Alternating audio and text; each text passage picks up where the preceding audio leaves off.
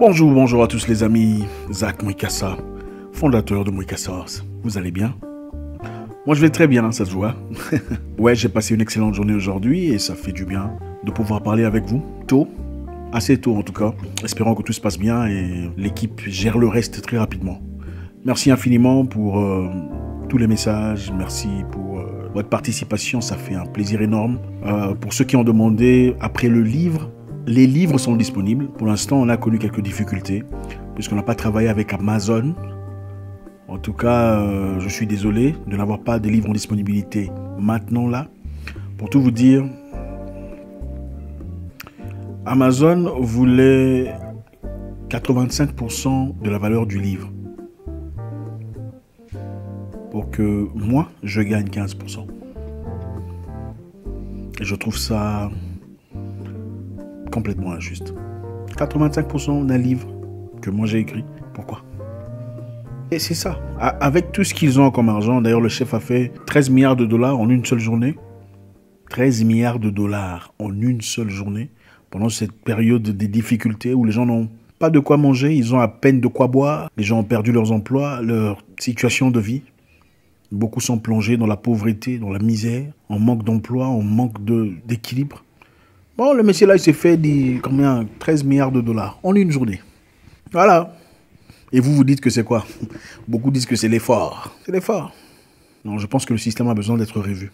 Je pense que, pour être honnête, pour être juste, on ne peut pas vivre comme ça. Pendant qu'il y a la majorité des gens qui croupissent dans la misère, la trière, la galère, la perte. Et qu'il y a un groupe de personnes, quelque part, en train de manipuler quelques boutons, et puis voilà. Il y a un truc qui clash. Ce n'est pas normal. Le système a besoin d'être revu, d'être évalué. Donc voilà, en parlant de ça, comme je suis un homme têtu, on a décidé de faire ça tout seul. Dans la vie, quelquefois, il ne faut pas se laisser abattre. Il ne faut pas se laisser piétiner. Non. Il faut des fois respecter les choses, mais il ne faut jamais se laisser piétiner. C'est injuste. Les livres seront très bientôt disponibles. À partir du moment où on pourra avoir un peu plus de liberté. Il y a un tout nouveau livre sur lequel je travaille assidûment, comme je vous l'ai promis. Ça sera disponible aussi très bientôt. Donc pour y aller aujourd'hui, d'abord je voulais dire bienvenue à tout le monde, excusez-moi, bienvenue aux anciens, vous êtes très appréciés, vous le savez, tous qui reviennent chaque jour pour participer à ce moment d'intimité, d'échange, de fraternité, vous savez, c'est de la fraternité. Je pense qu'on aura accompli notre mission. Bienvenue à tous les nouveaux, votre première fois avec nous, enchanté, vous êtes évidemment dans la bonne communauté, en tout cas vous le remarquerez, enfin j'espère, et j'espère qu'à la fin de cette vidéo vous n'en sortirez pas bredouille. Alors, imaginez-vous devant la porte de chez vous. Ok, il est 2 h du matin et vous avez l'impression qu'il y avait quelqu'un en train de marcher derrière vous.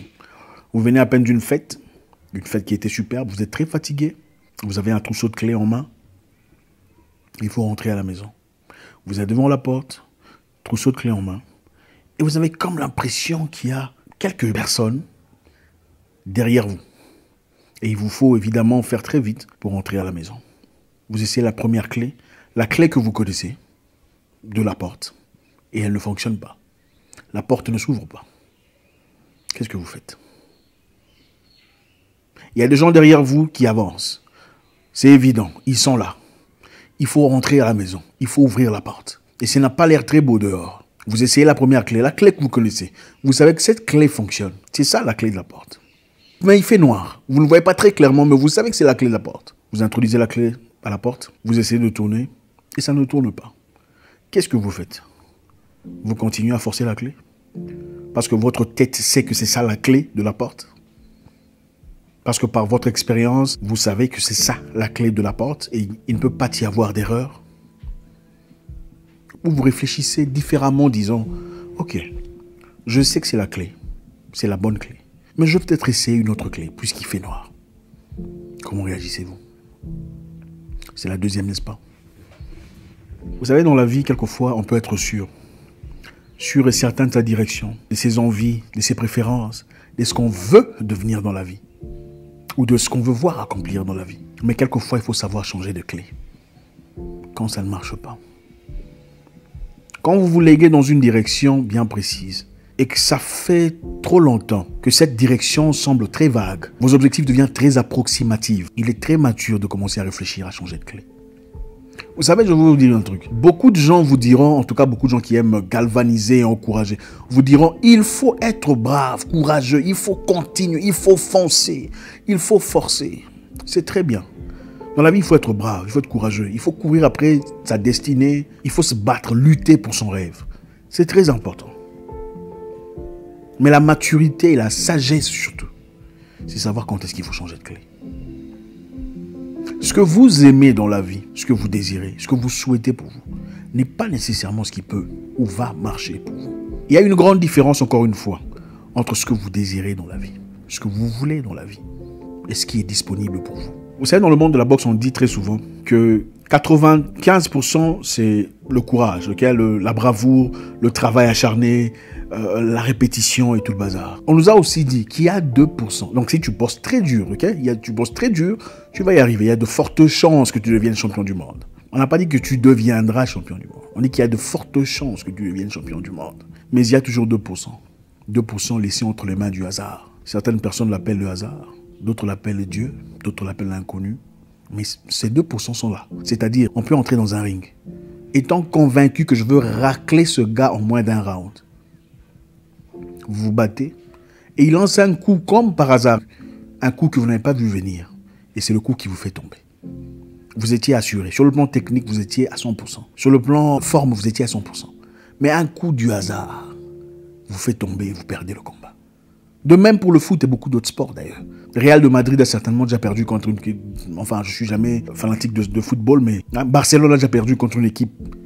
C'est ça, cette partie de la vie. C'est pour dire qu'on ne peut pas toujours être à 100% certain quand on essaie d'ouvrir une porte. Je comprends tout à fait la passion qui vous anime. Peu importe ce que c'est, ce que vous faites dans votre vie.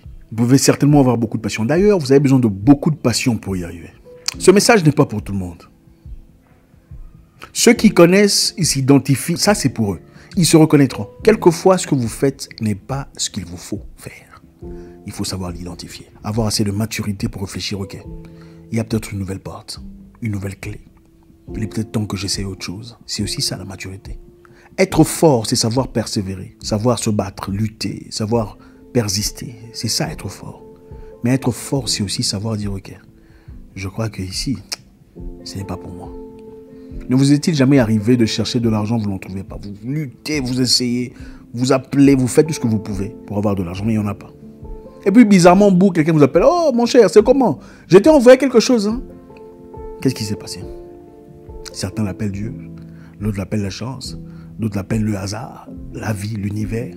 Il y a une partie qu'on ne contrôle pas. Savoir changer de direction, c'est aussi ça la maturité. C'est aussi ça comprendre le sens de la vie. Ça pourrait être n'importe quoi, une amitié qui ne fonctionne pas depuis longtemps. Vous luttez, vous vous battez, vous forcez et vous le savez. Mais vous vous dites, j'essaye tout ce que je peux. J'ai fait de mon mieux. Ça va aller. À un moment donné, il faut savoir, ok, là, je pense que c'est bon. Je pense que j'ai eu ma part. Il est peut-être temps de changer de clé. Changer de clé n'est pas nécessairement synonyme d'abandon. Même l'abandon n'est pas nécessairement synonyme de faiblesse. Changer de clé pourrait signifier changer de direction pendant un temps. Pour réévaluer, pour revoir, pour étudier sa propre circonstance, sa propre situation. Pour peut-être plus tard revenir. Ça dépend.